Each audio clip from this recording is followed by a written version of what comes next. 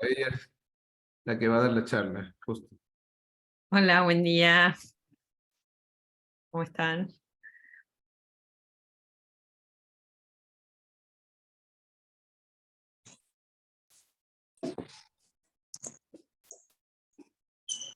¿Qué tal? Perdón, estaba un poco ansiosa, ya quería.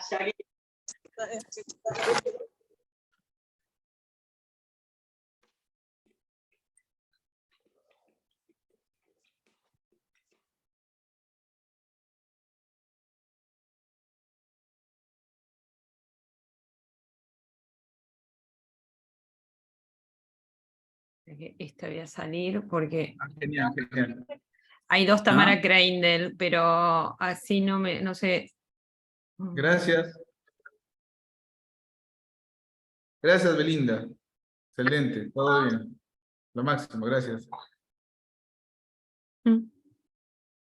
Ya. Un ratito vamos a poner... Mirá que hay dos Tamara Kreindl, voy a salir. Bueno, buenos días con todos. Estamos en la segunda fecha del programa de clases de repaso que ha programado la Sociedad Latinoamericana de Radiología Pediátrica. Una parte importante del trabajo lo ha hecho el comité de docencia, en el que quiero agradecer nuevamente a Andrés Salazar, a Florencia Di Barbieri y a Tamara Kreindl, que han estado coordinando este programa que está tan lindo, que creo que les va a gustar. Y hoy día justamente Tamara nos va a contar sobre el rol de las imágenes en la toma de decisiones en el manejo de neuroblastoma. Tamara es radióloga pediátrica del Servicio de Diagnóstico por Imágenes del Hospital Italiano de Buenos Aires. Además, ella es una mentora en la parte de investigación en su hospital. El año tuvieron unos trabajos de investigación muy lindos. Es parte siempre una fortaleza en la parte de investigación, en la parte de enseñanza, en la Sociedad Latinoamericana de Radiología Pediátrica, parte del comité directivo. Así que, y es una gran amiga. Y estamos muy felices de tenerte esta mañana. Así que, Tamara, es todo tuyo. Podemos empezar en el momento que tú quieras. Bueno, muchas gracias. Muchas gracias por la presentación. La verdad que es un placer estar acá, ver tanta gente amiga y gente de diferentes partes del continente. Así que bueno, voy a empezar con la charla. Buenas tardes o buenos días, según corresponda. Bueno, ya me han presentado, y en esta clase, bueno, lo que voy a hablar es un poco largo, el rol de las imágenes en la toma de decisiones del manejo de neuroblastoma. Es una charla un poco técnica, porque es muy específica, pero bueno, para aquellos que nos enfrentamos al manejo de estos pacientes, creo que es muy útil, así que bueno, espero que les sirva. Entonces, ¿cómo va a estar organizada la clase? Bueno, primero vamos a ver una introducción, después una breve reseña histórica de cómo surgieron estos factores de riesgo definidos por imágenes, que es a lo que más nos vamos a referir en la clase. Entonces voy a contar cómo es la clasificación por grupos de riesgo, que es de los cuales forma parte estos factores de riesgo definidos por imágenes. En eso es donde más nos vamos a centrar en la clase, y después qué publicaciones surgieron a continuación de la publicación madre, donde se habla de este rol de las imágenes en el manejo del neuroblastoma, y bueno, y luego la conclusión. Entonces, bueno, como ya saben ustedes, el neuroblastoma es el tumor sólido extracraneal más frecuente en pediatría y deriva de las células de la cresta neural. Por lo tanto, podemos encontrarlo desde el cuello, desde la región cervical hasta la pelvis, y en cualquier parte del sistema nervioso simpático, y el sitio más frecuente es en el abdomen, donde puede ser de ubicación adrenal o retroperitoneal. Y casi el 50% de los pacientes van a presentar metástasis en el momento del diagnóstico. El neuroblastoma es muy particular, tiene una particularidad, que es que los pacientes pueden tener una evolución muy variable, que puede ir de la cura espontánea a la progresión a pesar del tratamiento incluso con altísimas dosis de quimioterapia. Y se ha visto que esta respuesta o este espectro clínico del neuroblastoma se refleja en varias características clínicas y biológicas que han sido bien estudiadas y que son encontradas en los pacientes y que durante décadas se han utilizado para poder predecir la evolución de cada uno de estos pacientes.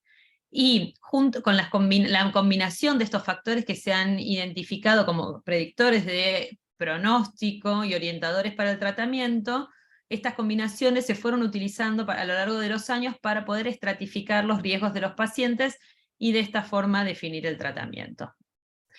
Pero, sin embargo, los factores seleccionados por los distintos grupos que manejan estos pacientes no siempre fueron uniformes, y había grandes diferencias especialmente entre el grupo europeo, o COPEN, y el grupo americano, o el COG.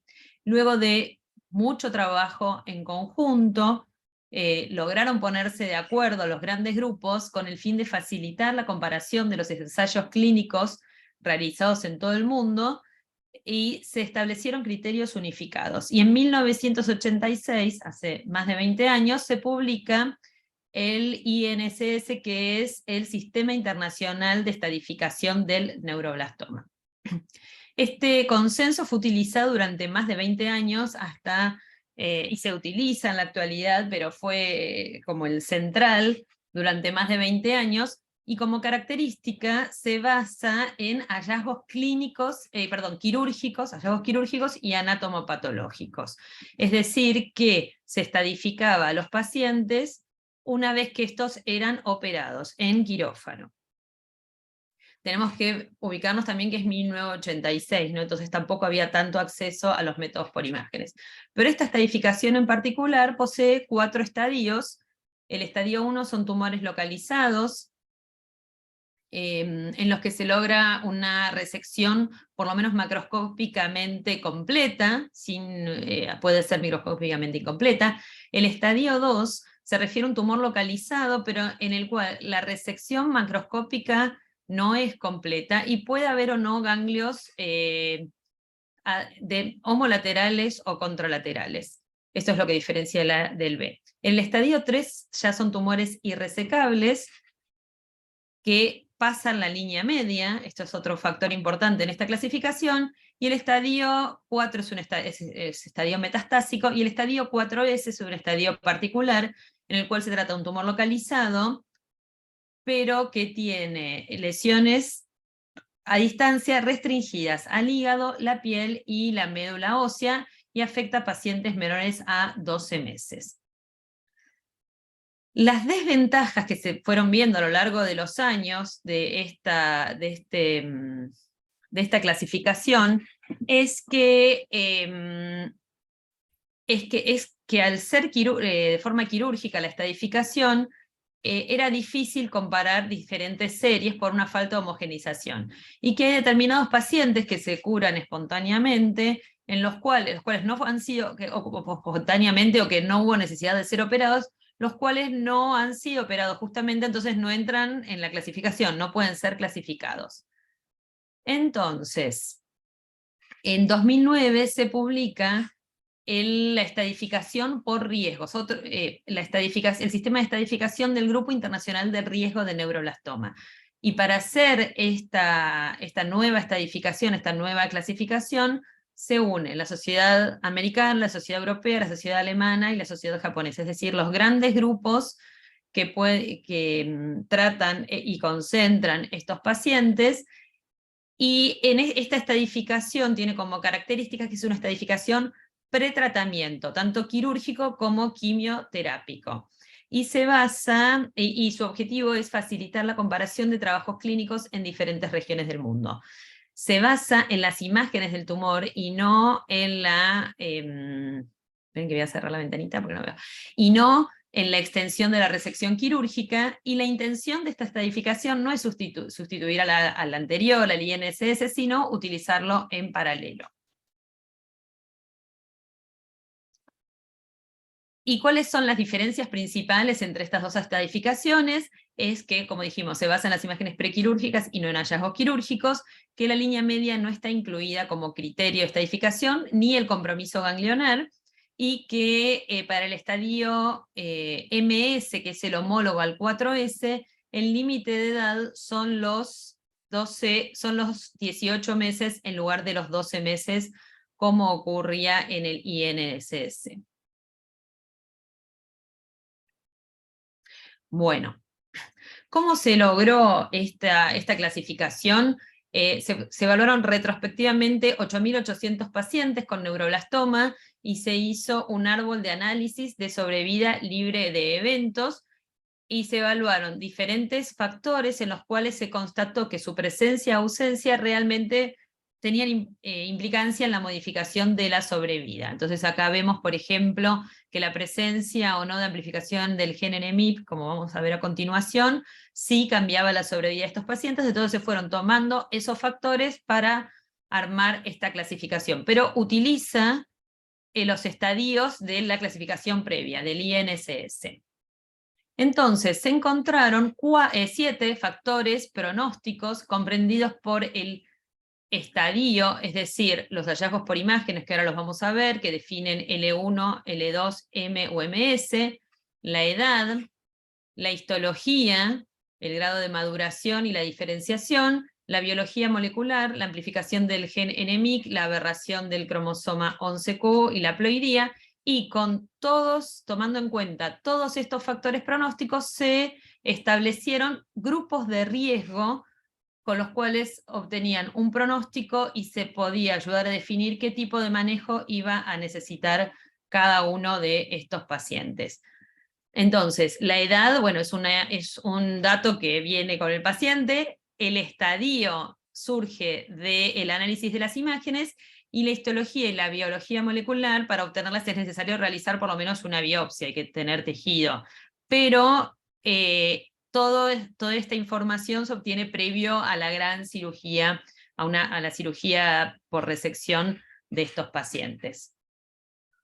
Bueno, este esquema me lo facilitó una compañera de trabajo que me pareció muy lindo. Nosotros no es lo que utilizamos frecuentemente porque como imagenólogos nos restringimos a evaluar esta parte, ¿sí? Que es poder identificar si los pacientes que estamos viendo presentan una enfermedad localizada con factores de riesgo, o metastásica, o es un MS.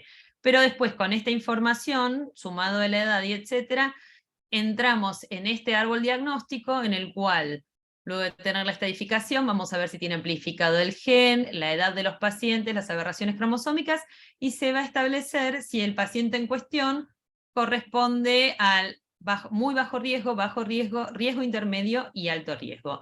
Y esto se va a correlacionar con la sobrevida y, como dijimos, con el tratamiento. Sigo con esto, ya termino, pero me interesa que quede claro. Entonces, ¿cómo es que vamos a manejar estos pacientes? Primero, mediante el análisis de más imágenes, que es de lo que nos vamos a ocupar el resto, lo que sigue en la clase, pero los pacientes son estadificados en estadios L1 y L2 de acuerdo a la presencia o no de los factores de riesgo definidos por imágenes. Luego lo clasificaremos en M, metastásicos o MS. Con esta información, que es el estadio más la edad del diagnóstico, más las características biológicas, más la histología, vamos a encauzar a cada paciente dentro de estos grupos de riesgo, y generalmente para los pacientes con muy bajo riesgo bajo, el tratamiento será la cirugía o la observación, y los que conllevan alto riesgo generalmente van a requerir quimioterapia o quimioterapia de inducción. Entonces, bueno, ahora sí, en esta parte de la clase, en lo que sigue, nos vamos a concentrar en los factores de riesgo definidos por imágenes, que son los que se utilizan para definir si un tumor es L1 localizado, ambos localizados L1 o L2. Entonces, la presencia de los IDRF va a definir si este tumor que estamos viendo localizado va a ser L1 o L2. ¿Y qué son los IDRF? Son características objetivas de las imágenes cuya presencia podría estar asociada a complicaciones quirúrgicas. O sea, son factores de riesgo quirúrgicos, pero que nosotros detectamos en las imágenes. Y esto ¿qué es lo que significa? Que la resección total del tumor, que es lo que uno trata de hacer, en el momento del diagnóstico, previo a la quimioterapia, puede ser riesgosa o dificultosa. Y por supuesto contribuyen a definir si el tumor localizado es resecable o irresecable. ¿Y qué es lo que necesitamos para poder identificar estos factores? Bueno, tomografía computada, siempre con contraste endovenoso o resonancia magnética. Y lo que nosotros tenemos que hacer es evaluar y registrar la presencia y ausencia de cada uno de estos IDRF y registrar las metástasis. Entonces, ¿qué es lo que tenemos que ver concretamente? Si el tumor en cuestión, el neuroblastoma, infiltra los tejidos adyacentes, si presenta un compromiso perivascular o si infiltra el canal medular o el espacio epidural. Entonces, el modo de análisis de las imágenes para establecer la presencia de los IDRF está precisamente descrito, ¿sí? Por eso yo les decía que es muy técnica esta clase. Entonces, define cuándo vamos a tener un IDRF positivo, cuándo va a ser IDRF positivo y cuándo no, cuándo es negativo. Entonces, cuando nosotros tenemos un tumor, pero que está separado de una estructura vital, como una estructura vascular, en este caso decimos que es separación, que hay grasa interpuesta y no es considerado un IDRF. Cuando el tumor en cuestión toma contacto con alguna de estas estructuras vitales, como por ejemplo la aorta o el tronco celíaco, acá lo que tenemos que ver es qué cantidad de superficie toma contacto con dicha estructura. Si la superficie que contacta con el tumor es menor al 50% de la circunferencia, o sea, lo toca pero no lo rodea, no es considerado un IDRF. Y si el tumor comprime, en el caso de una vena, la comprime pero todavía podemos ver su luz, tampoco es considerado un IDRF. ¿Cuándo sí es un IDRF, o sea, un factor de riesgo definido por imágenes? Cuando la lesión rodea a esa estructura, especialmente una estructura vascular, que es lo que se denomina encasement, y es cuando más del 50% de la superficie está rodeada por la lesión. Ahí sí es un IDRF. Cuando comprime la vía aérea, y específicamente la vía aérea, cuando infiltra un órgano y no podemos definir los márgenes del órgano y de la lesión, o cuando se denomina invasión, pero es cuando toma contacto con el pedículo renal. Con el pedículo renal, la estadificación es diferente al resto de las estructuras vasculares. El solo contacto con el pedículo renal ya es considerado un IDRF positivo sin necesidad que la lesión envuelva o rodee la lesión. ¿Por qué? Porque el riesgo de nefrectomía o de infarto renal se vio que fue el doble en los pacientes que fueron operados sin ningún tipo de quimioterapia a aquellos que fueron operados luego de la quimioterapia, de la neoadyuvancia. Entonces, bueno, esta tabla es a la cual nos tenemos que referir cuando estemos en presencia de un paciente con neuroblastoma, y acá se ven el listado de todos los IDRF, que son todos estos renglones que están acá, y decimos que un paciente va a ser L1 si no se observa ninguno de estos factores. Ya con la presencia de un solo factor, de un solo IDRF positivo, ya pasa a ser L2. Entonces, ¿cuáles son los IDRFs? Visto así como resumen: un tumor que compromete más de 2 compartimentos corporales, cérvico-torácico, tóraco-abdominal, abdominopelviano, y después podemos ver las diferentes regiones anatómicas que tenemos que analizar cuando veamos una lesión en el cuello, en el tórax, en el abdomen o en la pelvis. También tenemos que analizar si este tumor se extiende al canal medular y cuánto es el compromiso, y si, como habíamos dicho antes, infiltra órganos o estructuras adyacentes.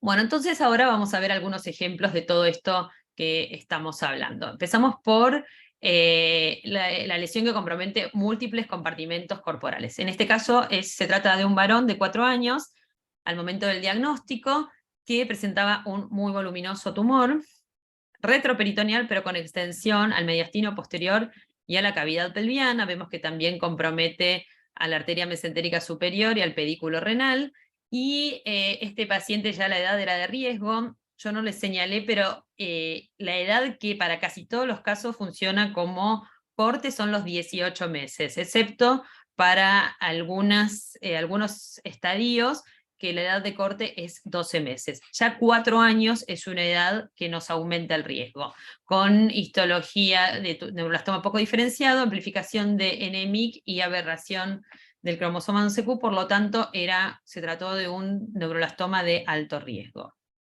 Este es otro paciente, ahora ya vamos al cuello, ahora vamos a ir región por región.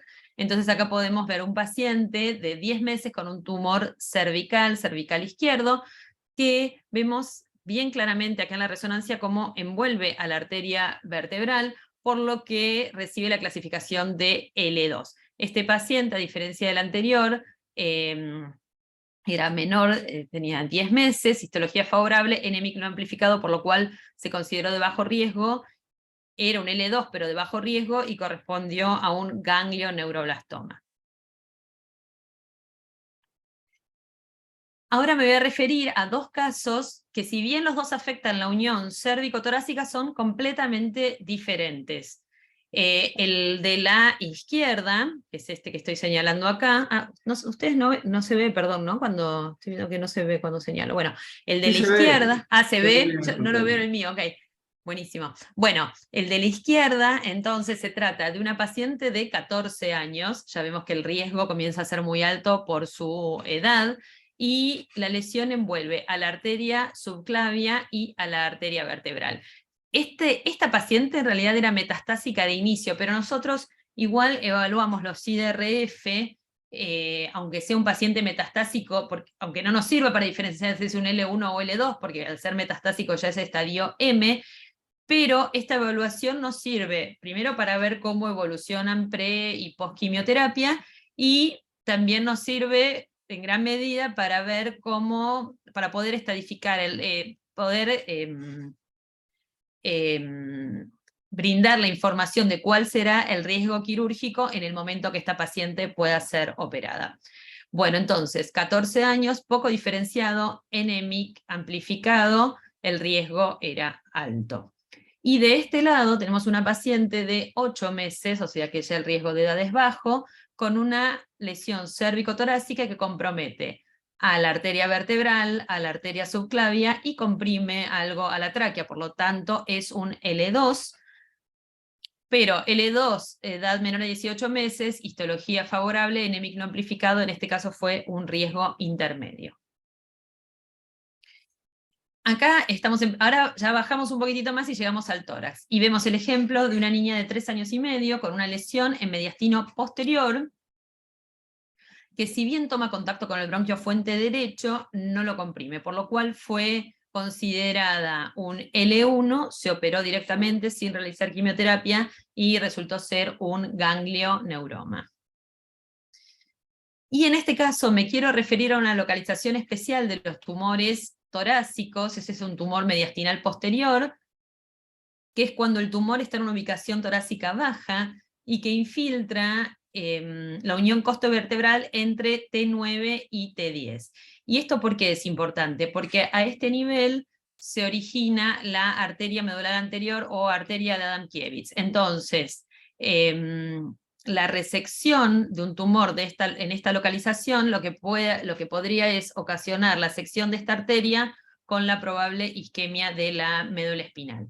Acá en esta reconstrucción, entonces lo que nosotros tenemos que hacer es hacer una buena fase angiográfica, una buena fase arterial, y poder documentar dónde emerge la arteria para que en el momento de la cirugía se evite su lesión, ¿sí? Y la forma de la arteria es esta: primero asciende y luego desciende. Y en este caso se origina entre T9 y T10.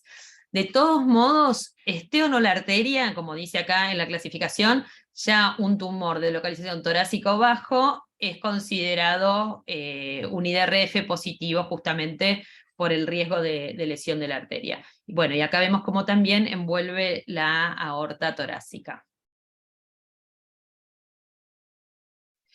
Bueno, y ahora sí vamos a pasar a la región abdominal, que es donde vimos que donde el neuroblastoma afectaba de forma más frecuente. En este caso es un niño de 3 años y medio, que presentaba un neuroblastoma retroperitoneal. En su momento se dudó si no era un tumor pancreático, pero vemos que el páncreas está desplazado, y podemos ver cómo la lesión envuelve al tronco celíaco, a la arteria mesentérica superior y a la vena porta, es decir, al pedículo hepático.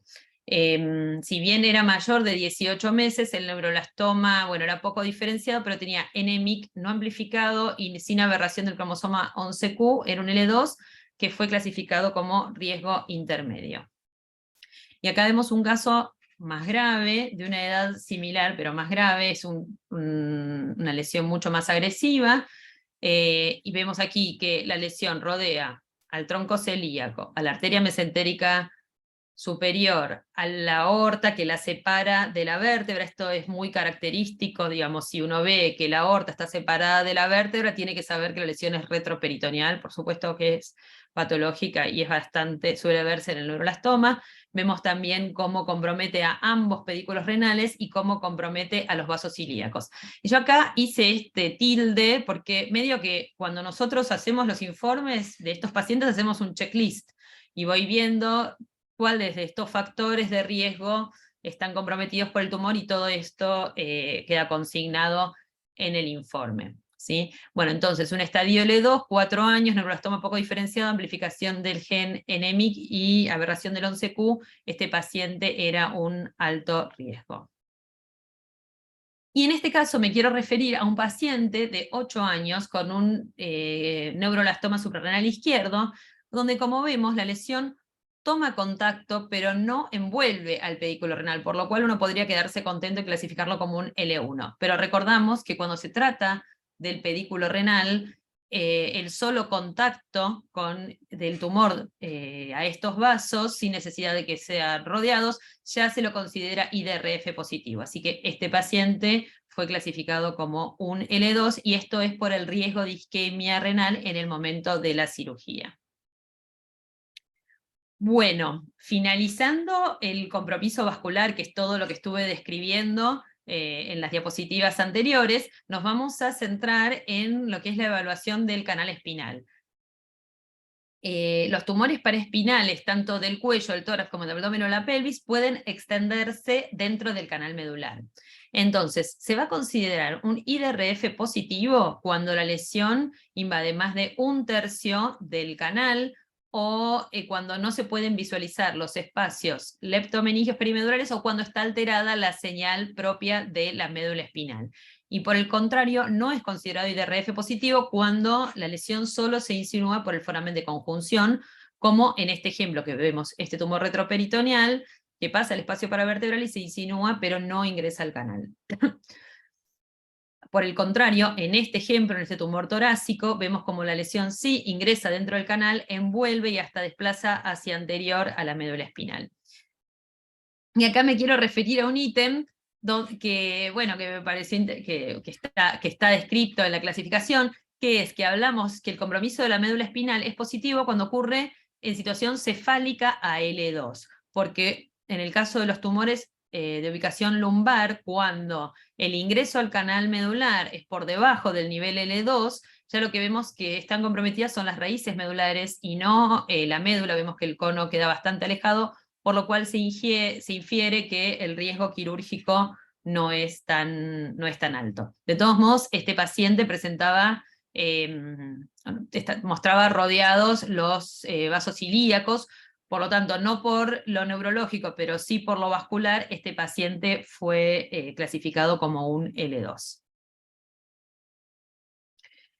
Bueno, y en esta diapositiva lo que vamos a ver es la infiltración de órganos y estructuras adyacentes, y podemos ver el ejemplo de esta paciente de 10 meses con un neuroblastoma retroperitoneal, donde vemos, bueno, además del extenso compromiso vascular, como está la aorta, el tronco celíaco, la arteria mesentérica y los vasos ilíacos envueltos, vemos que la lesión también infiltra al riñón derecho, que es más claro acá, donde no podemos ver los límites, parece que el riñón estuviera mordido y no podemos ver los límites entre el riñón y el tumor. En cuanto al compromiso, a la invasión renal, puede ser a través de la cápsula renal, a través de la corteza, renal, en el caso de los neuroblastomas, o a través del hilio renal, siguiendo los vasos, como ocurrió en este caso.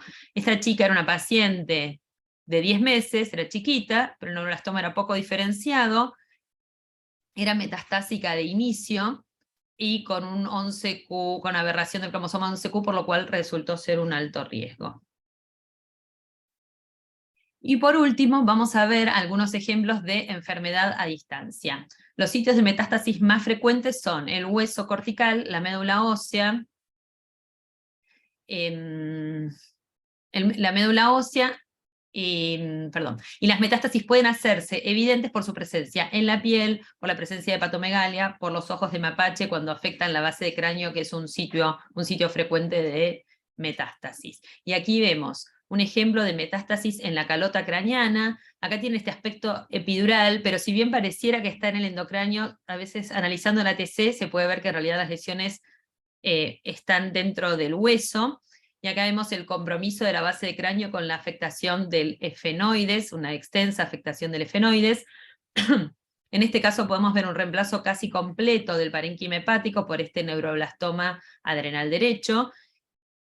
En este caso vemos metástasis óseas en la columna vertebral de esta paciente, y este es un caso raro, es la única vez que tuve la oportunidad de verlo, es una paciente que pobre llegó en un estadio muy avanzado, con metástasis de neuroblastoma en ambos ovarios.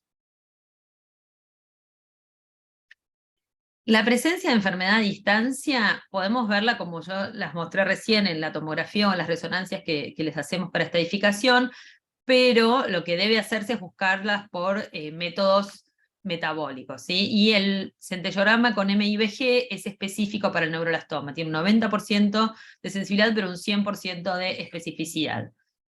La tomografía por emisión de fotón simple, el SPECT, que es la fusión del centellorama con tomografía, nos otorga una mejor resolución espacial, y la utilidad del PET con glucosa, no está tan definida su indicación.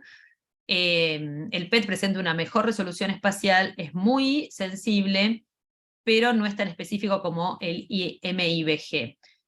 Pero sí nos puede ser útil para aquellas lesiones que no captan con el MIBG. O sea, si uno hace un MIBG y ve que no capta el tumor primario, el MIBG se tiene que hacer al principio del tratamiento, ya sabemos que esta técnica no nos va a resultar útil para buscar metástasis tampoco, ¿sí? Ya, en algunos casos no tenemos metabolitos para hacer el MIBG, entonces también en esos casos se puede hacer un PET. El PET sería superior al MIBG para lesiones de partes blandas, y el MIBG sería superior al PET para buscar metástasis en hueso y en cráneo. Y finalmente vamos a ver un ejemplo de MS, que le tenemos bastante, yo por lo menos le tengo bastante cariño, porque es un tumor que puede resolver espontáneamente, entonces uno se asusta que un paciente chiquito tiene un neuroblastoma, pero finalmente resulta ser un MS, y en general nos quedamos más tranquilos.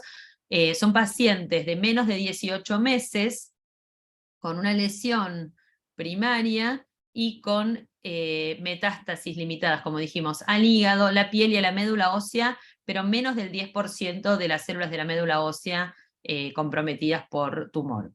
Y en este caso es un paciente de 4 meses que consultó por hepatomegalia. Al hacer ecografía vemos el hígado completamente casi reemplazado por múltiples lesiones hepáticas. En principio se interpretó como una hemangiomatosis difusa, pero luego se vio que también este paciente presentaba una lesión adrenal, con lo cual se confirmó que se trataba de un neuroblastoma. El NMIC era no amplificado, el riesgo muy bajo, por lo cual este paciente se controló, fue un manejo observacional, no se hizo ningún tratamiento, y acá vemos la reducción de la lesión y calcificaciones, y cómo ya no vemos más los nódulos hepáticos, pero sí persiste el hígado irregular donde estuvieron dichos nódulos. Y les quería comentar qué publicaciones surgieron después de la aparición de esta clasificación, y específicamente después de los IDRF, que es lo que nosotros vemos, ¿sí?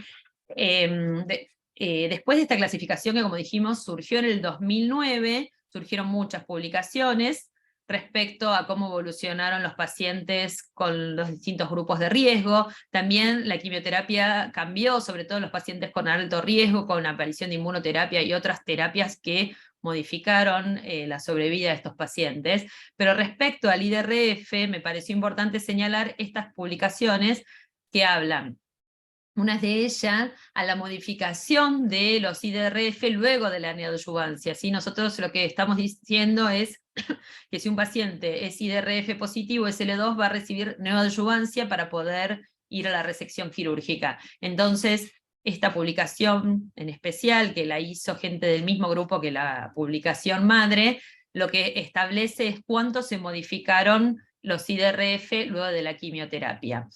Y midieron la cantidad de IDRF que disminuyeron, que a veces que es parcial, no siempre disminuyen todos los IDRF, como vamos a ver a continuación, y además los clasificaron en IDRF vasculares, neurológicos y por infiltración. Establecieron cuáles de ellos fueron disminuyendo. Después otras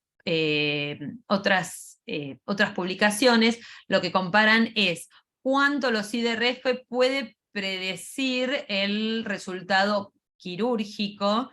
Esta solo se refiere al resultado quirúrgico, que en este sentido se correlaciona bastante bien, pero después otros hablan de la sobrevida de los pacientes, y el IDRF solo no se correlaciona tanto con la sobrevida del paciente, porque como vimos intervienen otros factores de riesgo como la edad, la amplificación anémica, etc. No es el único, sino que es más para el riesgo quirúrgico. Y también están surgiendo otros factores, en especial de grupos quirúrgicos, que abogan por la aparición de un índice de complejidad quirúrgica, que toma en cuenta los IDRF, en especial la cantidad, ahí lo separa, no solo presencia, ausencia, como la clasificación madre que mostré de L1 o L2, sumado a otros factores, algunos de ellos, muchos de ellos que son encontrados en el momento de la cirugía.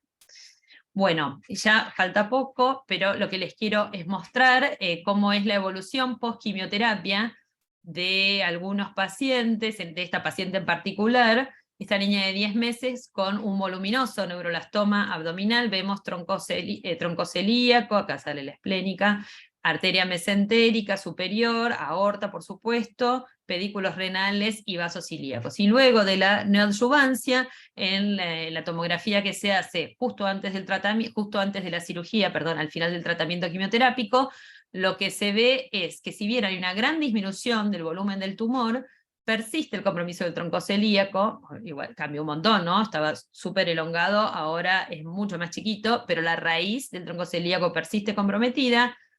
Lo mismo ocurre con la raíz de la arteria mesentérica y de los pedículos renales, y sí vemos que ya no hay compromiso de los vasos ilíacos. Y acá vamos a ver dos ejemplos de la evolución, ahora sí, postquirúrgica, o sea, lo estadificamos pre-neoadyuvancia, cómo queda después de la neoadyuvancia y qué pasa con la cirugía. Bueno, en el primer ejemplo vemos una buena evolución, esto es fin de neoadyuvancia de la misma paciente que vimos antes, y postquirúrgico como ya queda muy poco de tejido tumoral, persiste algo de tejido, pero eso también tenemos que evaluarlo después, es un postquirúrgico temprano, y a veces no todo lo que se ve es tumor, sino que también pueden ser cambios inflamatorios postquirúrgicos, pero sobre todo vemos una buena perfusión de ambos riñones.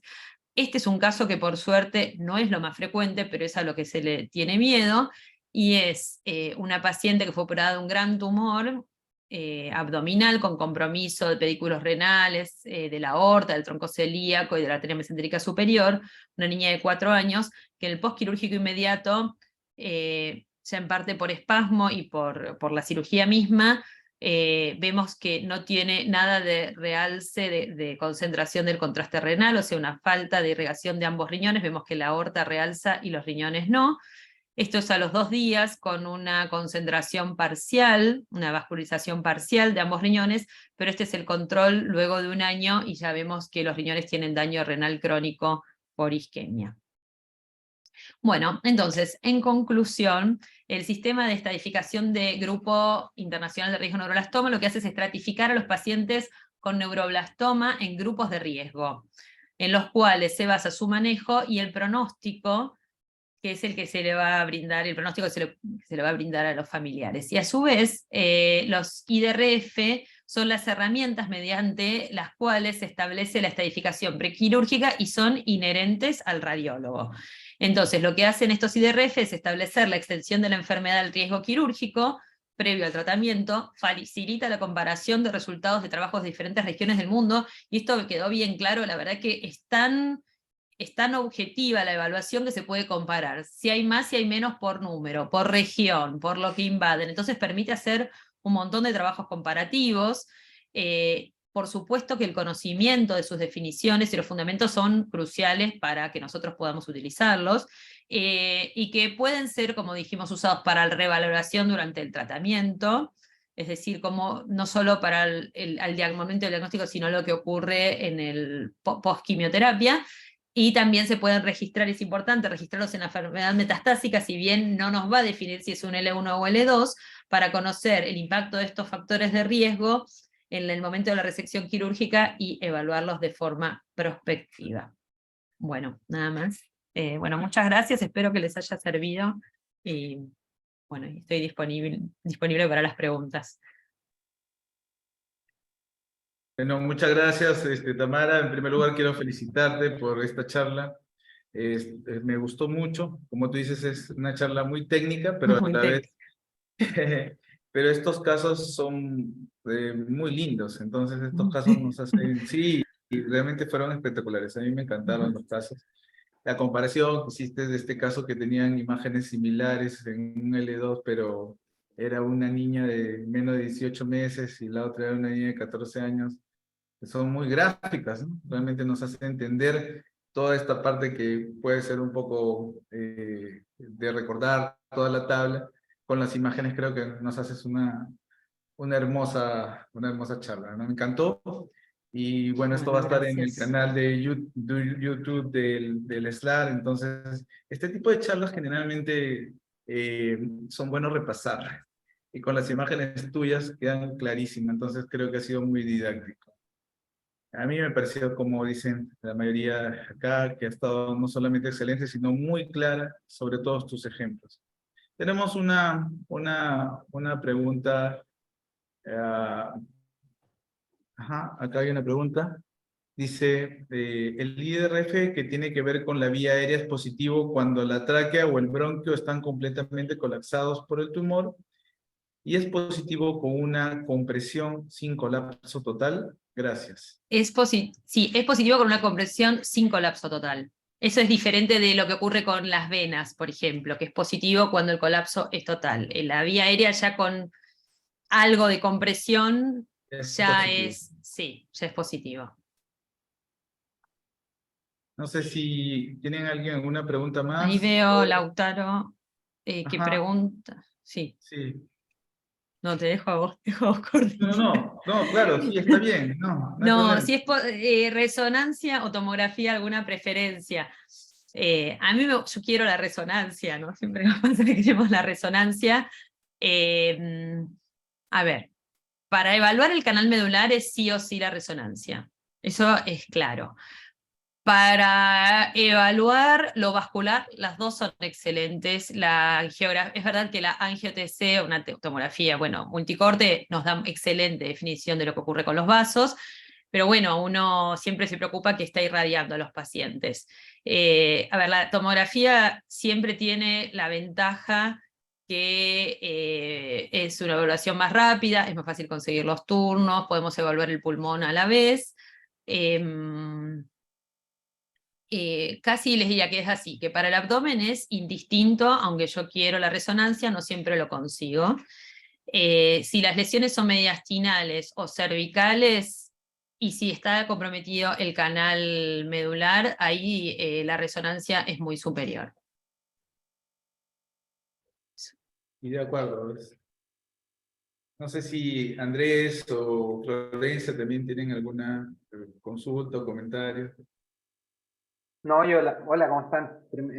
Más que consulta, más felicitar a Tamara, porque como bien dice Carlos, la verdad que es un poquito árido este tema, muy interesante, pero árido, y yo creo que la única forma en la cual uno le puede tener más claridad cuando en la práctica diaria es teniendo ejemplos. Y cuando el texto va acompañado de ejemplos tan claros, tan esquemáticos, la verdad que se hace mucho más sencillo de comprender y también de agregar, digamos, los conceptos al disco duro. Así que la verdad que en realidad te felicito porque es una presentación que se nota que requiere mucho trabajo y se nota el cariño, y esa es la idea. Así que eso es lo que yo creo que todos intentamos y tú lo lograste súper bien, así que te agradezco y yo creo que están todos muy contentos, los comentarios sí lo dicen, así que felicitaciones de nuevo, Tamara, muchas gracias. Bueno, muchas gracias, gracias. Ramón, quería hacer algún Hola, comentario. sí, Un hola, gusto hola, verte, Ramón. no sé si me veis o no me veis.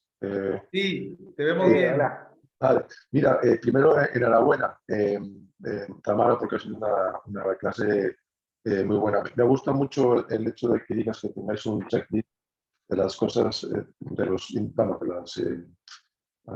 los índices, de los factores de riesgo basados en la imagen. ¿Incorporáis en vuestros reportes estos factores de riesgo o son cosas que discutís cuando hacéis los comités de tumores? ¿O es algo que ya está como, digamos, metido dentro de vuestra práctica en un reporte en el que ponéis todos los índices, digamos, de pronósticos por imagen? No, nosotros lo incorporamos. La verdad que desde que salió esta publicación en el 2009, que coincidió más o menos con mi regreso al hospital, ya lo empezamos a usar y cuando termino de hacer un informe de un paciente con neuroblastoma, queda consignado punto por punto, sí, todo eso, así como si fuera una receta, como un checklist, como lo dije, pero que además, a ver, hay algo como personal, no sé, me encanta, o sea, a mí me gustan estos pacientes pobres, ¿no? Pero bueno, me gusta ver estos estudios como radióloga, como el orgullo de la radióloga es donde nosotros los radiólogos tomamos un rol importante y bien claro en el manejo de estos pacientes, así que lo defiendo, o sea, lo informo defendiéndolo y también esto ya pasaron bastantes años de que se está usando y lo que se notó fue el viraje, ¿no? Como por lo menos en nuestros centros, eso es algo que yo no sé lo que se usa, es verdad que yo desconozco cómo lo manejan en otros lugares, pero cómo fue migrando. Yo cuando empecé a hablar de estos tumores, cuando empezamos a hablar de estos tumores, esta clasificación, igualmente me preguntaban, ¿cruzan línea media? ¿Tiene algún ganglio? Y ahora ya esas preguntas no aparecen más, sino que por el contrario, se fijan qué estructuras comprometen, ¿no? Qué estructuras vasculares específicamente, o bueno, o las... ¿Y es un tipo de tumor que sueles interpretar tú o hay varios compañeros y compañeras que lo interpretan? Para saber si hay variabilidad, digamos, entre unos radiólogos y otros a la hora, porque me imagino que si tú llevas haciendo esto mucho tendrás mucha más experiencia. Quiero decir, por saber un poco Sí. si tú crees que existe variabilidad o es algo que... Es así, muchos los veo yo, hay gente en mi grupo que ve algunos, y después el informe de los PET los hace otro grupo, no el grupo de radiología pediátrica. Entonces ahí sí los informes están hechos por otra gente. Pero bueno, en el momento del Ateneo, que tenemos nuestros Ateneos semanales, ahí volvemos a ver todas las imágenes y vuelven a ser, digamos, son reinterpretados y son enmarcado esta... Gracias, muchas gracias, enhorabuena. Oh, gracias. Bueno, Tamara, lo que tenemos es muchísimas felicitaciones. La gente está muy contenta, muy agradecida.